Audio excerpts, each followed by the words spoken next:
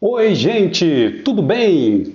Hoje nós vamos fazer uma visita no Santuário Sagrado Coração de Jesus, em Fortaleza, Ceará. Desde já, eu peço para que você dê um joinha, siga o canal e ative o sininho. Desde já, agradeço pelo seu carinho. Vem comigo!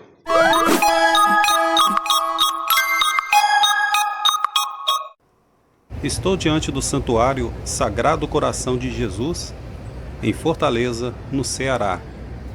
Vamos acompanhar de perto e também a parte interna. Vem comigo. Estou um pouco mais de perto. Gente, isso aqui é muito alto. Vou pegar aquele prédio ali como referência e mostrar novamente o santuário para você ter uma ideia da altura que é isso aqui. É muito alto, gente. Já já vou passar o endereço, tá? Deste local para você. Estou um pouco mais perto do outro lado da Avenida Duque de Caxias. Veja só a altura que é este santuário. Os sinos originais foram fundidos em 1886. Já já eu vou contar sobre a fundação, tá? Sobre as reformas. E você que quer visitar este local, eu vou passar o endereço agora para você. Santuário Sagrado Coração de Jesus, no centro de Fortaleza, ou seja, o coração de Fortaleza, tá? Vale a pena conhecer esta obra. Não se trata de religião, gente, é história, é cultura. Então, o santuário está localizado em um ponto histórico aqui em Fortaleza. Avenida Duque de Caxias, número 135. Anote aí. Avenida Duque de Caxias, número 135, no centro de Fortaleza. Como eu disse, fica no coração da cidade, próximo a terminais de ônibus e ao antigo Largo do Garrote. Vale muito a pena você visitar esse local. O ponto histórico e central da capital cearense, é integrante da região administrativa São José. Vamos na parte interior.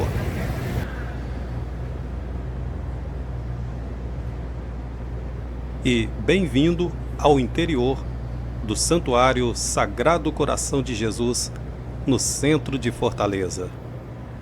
E a gente vai falar um pouco sobre a origem, sobre a fundação deste santuário. Enquanto a gente vai explorando, né, essa maravilha histórica. Veja ali as imagens, né? Eu vou falar sobre essa estrutura que ela não guarda todas as características originais, né, da sua fundação. Já já a gente vai falar sobre isso. Bom, o santuário, ele foi fundado, na verdade, ele surgiu através da iniciativa do barão e da baronesa de Aratanha. O barão, chamado, né, de José Francisco da Silva Albano, e também da Libarina, ou Liberalina, é isso mesmo, é Liberalina Angélica. Eles desejaram erguer um templo dedicado ao Sagrado Coração de Jesus, então surgiu essa iniciativa. A construção começou mesmo em 1883. Olha, gente, olha o teto, que maravilha, né? O formato ali da abóbada, né? Formando o céu, a pintura, né? na abóbada. Como eu dizia, a construção começou em 1883 e aproveitaram a mão de obra de pessoas atingidas pela grande seca que aconteceu aqui nessa região. A grande seca foi de 1877 até 1879, ou seja, 2 anos de muita seca, né? Então, o pessoal dessa região precisava de trabalho, precisava se manter. Surgindo essa iniciativa, surgindo essa obra, eles disseram: opa, tem trabalho para a gente. Vamos lá, né? Vamos trabalhar. E a grande sacada é, a gente vai ganhar recursos e ao mesmo tempo a gente vai estar fazendo um trabalho para Deus, né? Unir o útil ao agradável. Veja que quadro lindo, né, gente? Muito bonito. Então esse trabalho aqui foi uma forma de assistência social, não é? Uma assistência social. Ela foi inaugurada em 25 de março de 1886. 25 de março de 1886. É muito tempo, né? É muito tempo, carrega muita história. Muita história. Você está vendo aí pinturas, né, de pessoas importantes que fizeram parte da história desse local. Então, em 25 de março de 1886, esse projeto criou o estilo neoclássico, tá? O estilo neoclássico. Pequeno e simples. Não é essa estrutura toda que você está vendo aqui. Isso aqui foi ampliado, tá?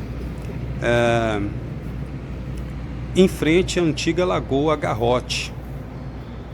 E vamos falar um pouquinho sobre a administração. Eu gosto sempre de pegar os detalhes. Vamos ver essa imagem aí de escultura, né? Que é típico da época. Veja só, essas paredes, claro, não são 100% originais, né, da época. E vamos falar um pouquinho sobre a administração. O primeiro administrador, ou a gente pode dizer o primeiro responsável, né, foi o padre Antônio Xisto Albano. E muito tempo depois da sua formação, né? Isso foi em 1901, quando passou aos cuidados dos frades capuchinos, da ordem que permanece até hoje na direção. Então, a gente está falando de uma administração que vem de 1901 até nos dias atuais. 125, 126 anos, né? É muita coisa. Vamos mostrar um pouquinho mais de perto essas esculturas. Gente, vale a pena lembrar, isso não se trata de religião, de crença. Isso aqui é história, é a alma do Brasil, é cultura. Um povo sem história, um povo sem cultura, é um povo muito pobre, não é verdade? Quantas e quantas pessoas não passaram por aqui? Quantas pessoas não presenciaram isso aqui? E quantas pessoas não fizeram parte da fundação disso aqui? E isso aqui vai ficar para gerações e gerações, como chegou de geração após geração até a gente, não é? Vamos falar sobre a estrutura, né? Como eu disse, houve a estrutura inicial de 1886 e falamos do primeiro responsável, né, que foi o padre Antônio Xisto Albano. Em 1957, a estrutura original sofreu danos seríssimos, danos gravíssimos, porque houve um desabamento, tá? Então a estrutura original desabou. Isso é típico de um monumento quando ele não recebe os cuidados necessários, né? Então tudo tem que ter a sua manutenção, né? A gente vê o Coliseu de Roma, por exemplo, né? Ele já tem praticamente 2000 anos, né? O Coliseu foi inaugurado ali mais ou menos 50 anos depois de Cristo, né? Por aí. E a gente vê o Coliseu em pé nos dias de hoje, mas o local onde aconteciam as batalhas, aquele local desabou, não é?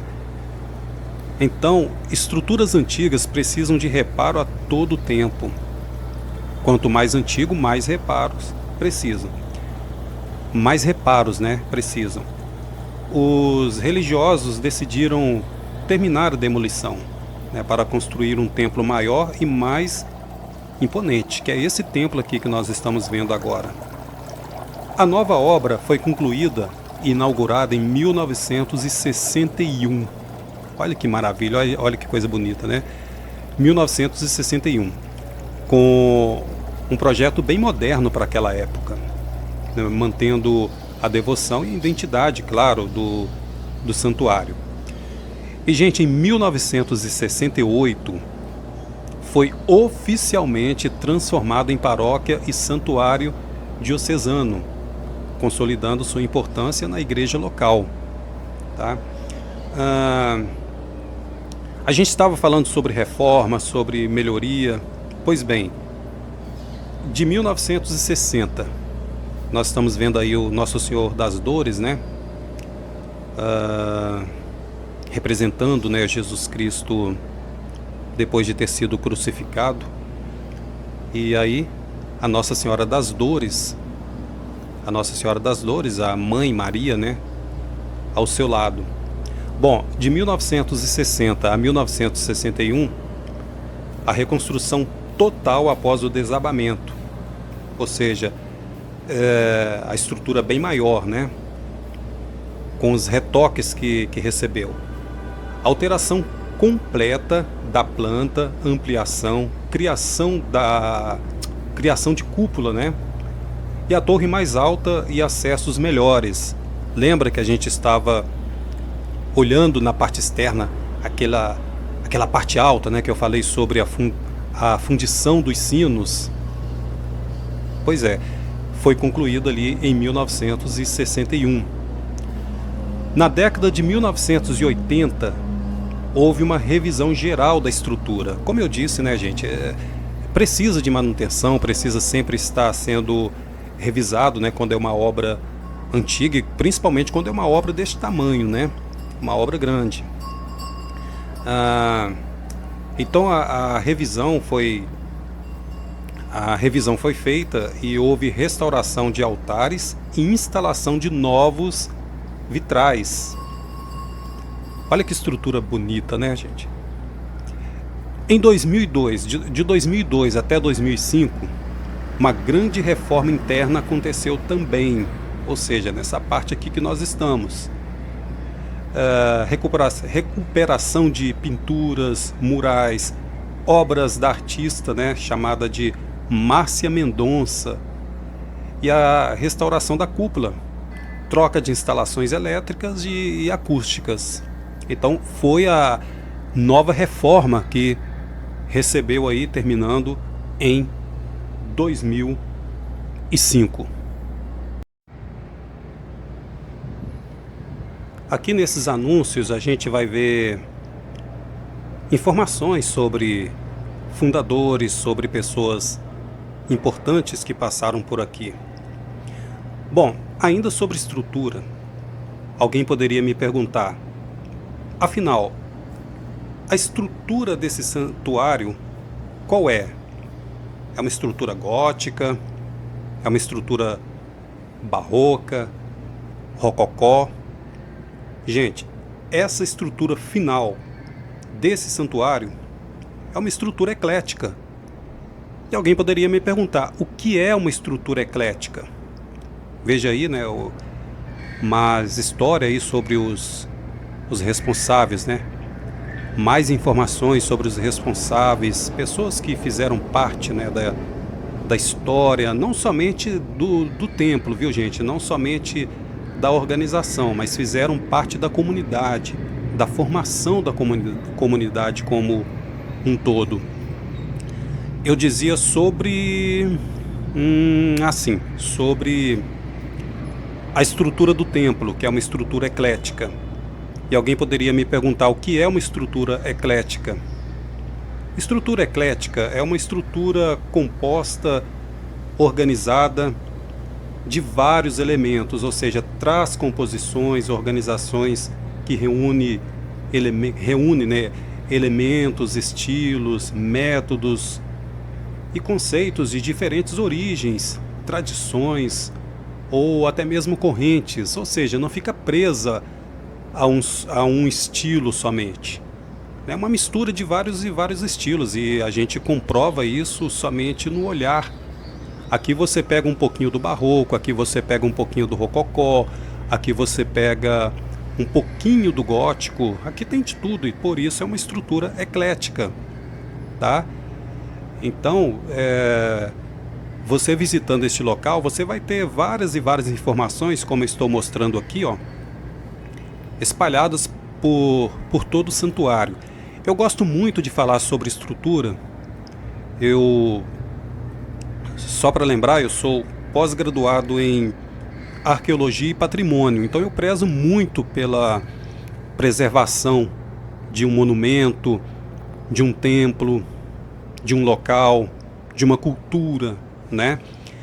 Então, gente, isso aqui é muito importante. Isso aqui traz a história viva, presente para a gente, tá bom? E então eu vou repetir o endereço para você deste santuário. Sagrado Coração de Jesus está situado na Avenida Duque de Caxias, no número 135, no centro de Fortaleza. Vou passar aqui por esse corredor, chegando cada vez mais perto ali do altar. Eu gosto de pegar o máximo de detalhes possível. E o meu plano futuro, gente, é adquirir um drone para pegar as imagens, né, mais aéreas, né, as imagens aéreas, para enriquecer um pouco mais a nossa visão, o nosso conhecimento. Então, repetindo, este é o santuário Sagrado Coração de Jesus, no centro de Fortaleza, na parte histórica de Fortaleza. Vamos chegar um pouquinho mais perto do altar. Eu fico muito encantado com essas obras. E qual é a importância religiosa para... não só religiosa, né? Importância turística, cultural. Bom, o principal centro de devoção ao Sagrado Coração de Jesus no estado de Ceará é justamente esse templo aqui, tá? E aqui passam peregrinos, romeiros de toda a parte do Brasil. Isso aqui, gente, fica aberto direto, então vem turistas de toda a parte do Brasil, pessoas encantadas com cultura, pessoas encantadas com história, pessoas curiosas. Então isso aqui recebe visita constantemente. A devoção teve início no século XVII, 1600 e alguma coisa, tá? E foram com revelações a Santa Margarida Maria de Alacoque, uma coisa mais ou menos assim, Alacoque. E foi, me desculpe se eu tiver pronunciado errado, porque às vezes a gente acaba confundindo sobrenomes, né? A gente que lê muita história, a gente às vezes buga, tá? Desculpa, viu, gente? E foi oficializada pela igreja em 1765, tá? Em Fortaleza, esse santuário é o coração de toda essa espiritualidade. A festa principal, ela acontece do dia 18 até o dia 27 de junho, repetindo, do dia 18 até o dia 27 de junho.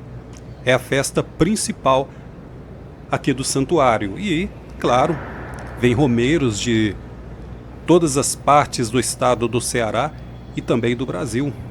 Funciona diariamente, viu, gente? Tem missas, confissões e muito mais.